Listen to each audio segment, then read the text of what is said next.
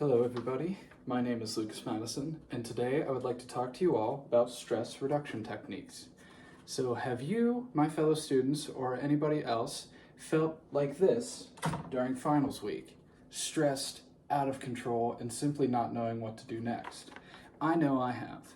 Stress can be a hindrance, but we can find methods together in order to reduce this stress and make sure that we live our best lives. So why should we focus on stress? I know personally that I deal with stress on the daily when it comes to either accomplishing my roles as a student, keeping up with bills, finances, and other things, or even just unexpected circumstances that might happen. I know that these can all affect our lifestyles and productivity. As students, we must tackle all the normal stressors of life while maintaining our grades and even sometimes a job, and this leaves us at a higher risk for mental health problems. According to the article titled Health Literacy and Mental Well-Being Among University Students in the United States, some populations disproportionately struggle with mental health challenges. One such population is college-age students, i.e. young adults ages 18 to 25, with 29.4% reporting having a mental health crisis within the last year, 9.9 million adults. There's a very high chance that one of my students here, or somebody that you may know, has dealt with a mental health crisis in the past year. Students must have proper outlets, especially with the rise of online schooling, and students must take their mental health seriously. My audience, you all, will gain from learning how to deal with stress to be better students. And according to an article titled Supporting Mental Health and Well-Being of University and College Students, a UK cohort study found that levels of psychological distress increase on entering university, and levels of distress did not return to pre-registration levels. It is imperative that we all find our own ways to get through stress, or else we might not be able to deal with it in the future. Stress does not simply disappear after college. There are all of the daily stressors and even more that we face now, and we must be able to use these skills throughout our lives.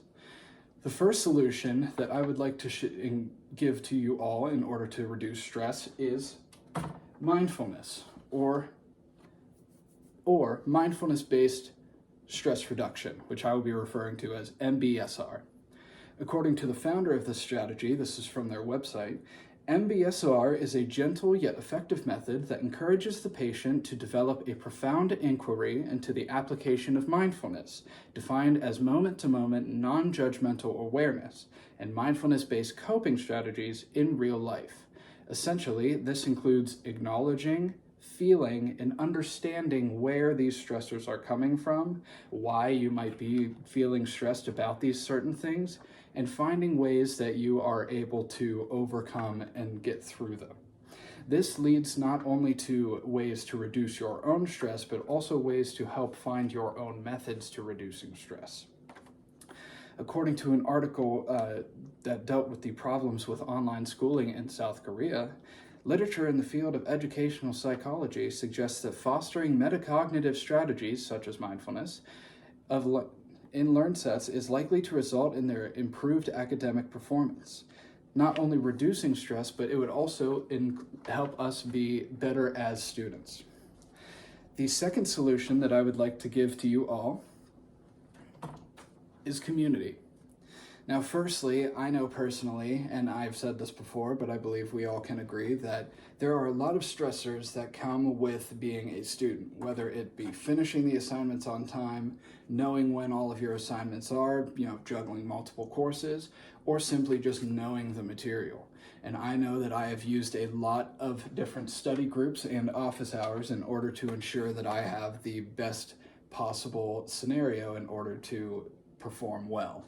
I think that study groups are some of the most underrated yet perfect ways to reduce the stress of test taking and overall academic performance, because you get to understand other people in your class. Not only are you able to find out ways to get through the difficult portions of the class, but also you can deal with the fact, or you can understand that other people are also dealing with it, and it's not just your fault, The second type of community that I highly recommend that you all find is some sort of hobby group.